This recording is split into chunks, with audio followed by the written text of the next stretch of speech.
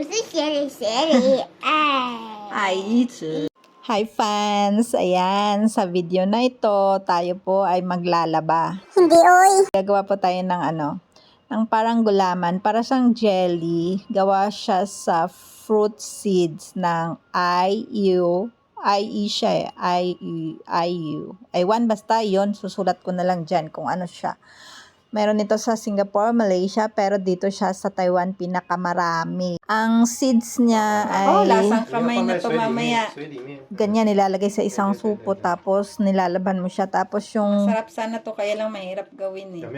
Yala. Lasang kamay nyo ng dalawa. 你会不会打完了？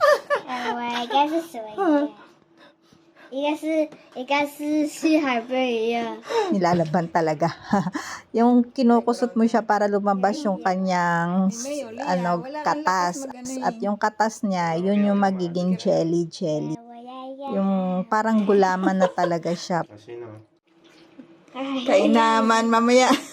Sarap na sarap tayo nito. Tapos yan po ang paggawa. Kailangan medyo malakas yung pagkusot para mapiga masyado yung kanyang katas.